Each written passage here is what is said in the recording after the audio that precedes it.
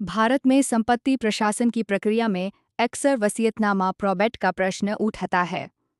मूलतः प्रोबेट एक कानूनी प्रक्रिया है जो वसीयत को प्रमाणित करती है। ये सत्यापित करती है कि यह मृतक की वास्तविक अंतिम वसीयत है और वसीयत में नामित निष्पादक को संपत्ति का प्रबंधन करने का कानूनी अधिकार प्राप्त है। हालांकि कई सामान्य कानून वाले देशों में प्रोबेट अनिवार्य है, लेकिन भारत में यह रिजर्व भिन्नता स्टडी टू ऑल हर यह कई कारकों पर निर्भर करता है, जिनमें सबसे महत्वपूर्ण है संपत्ति का प्रकार, संपत्ति का स्थान और क्या मृतक ने वैध वसीयत छोड़ी थी। ये समझना कि प्रोबेट कब अनिवार्य है और कब वैकल्पिक है, कानूनी वारिसों के लिए संपत्ति के सुचारू हस्तांतरण और अनावश्यक कानूनी जटिलताओं से बचने के लिए अत्यंत महत्वपूर्ण है। वसीयतनामा कब अनिवार्य है? भारत में वसीयतनामा अनिवार्य होने का मुख्य कारण शहरों के उच्च न्यायालयों के अधिकार क्षेत्र में आने वाली संपत्तियां हैं। परंतु साल 2026 से भारतीय उत्तराधिकार अधिनियम 1925 की धारा 213 को समाप्त कर दी गई है। अब किसी संपत्ति के विल का प्रोबेट कराना ये अनिवार्य नहीं है। फिर भी किसी भी प्रकार की संशय होने पर, गैर पारिवारिक संपत्ति होने पर प्रोबेट करा लेना सही माना जाता है। कलकत्ता, मद्रास या बॉम्बे के उच्च न्यायालयों के अधिकार क्षेत्र में अचल संपत्ति हो तो इन विशिष्ट अधिकार क्षेत्रों के लिए भले ही वसीयत पर कोई विवाद ना हो, वसीयतनामा को प्रोबेट करा लेना चाहिए। उत्तराधिकार प्रमाणपत्रों की भूमिका। जहां वसीयतनामा अनिवार्य नहीं है, वहां कानूनी वारिसों को उत्तराधिकार प्रमाणपत्र प्राप्त करने की आवश्यकता हो सकती है, विशेषकर तब जब मृतक ने वसीयत ना बनाई हो।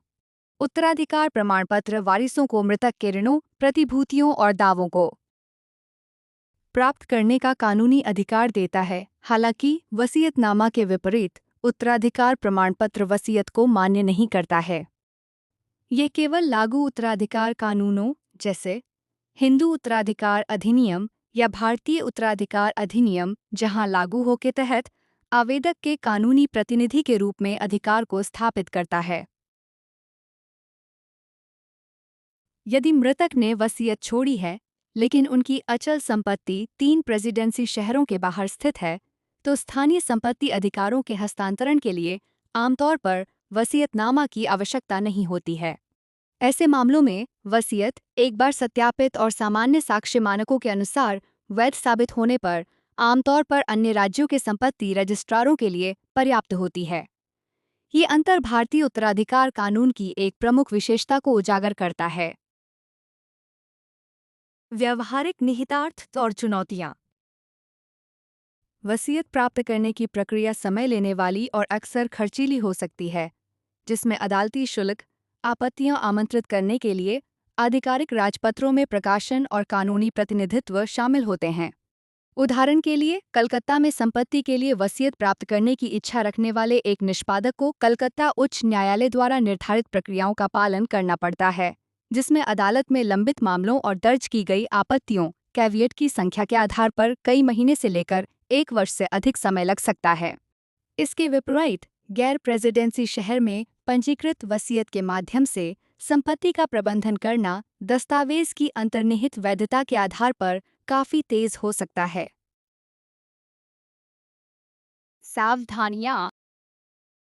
वसीयतनामा बनाते समय कई प्रकार की सावधानियां रखनी चाहिए। हालांकि अब बैंक खाते, शेयर्स, प्रतिभूतियों, कोऑपरेटिव फ्लैट नॉमिनी करने की सुविधा उपलब्ध है, जिसे समय रहते अपना लेना चाहिए। वसीयत बनाने से संबंध में किसी भी प्रकार की सलाह लेने के लिए आप मेरे से संपर्क कर सकते हैं।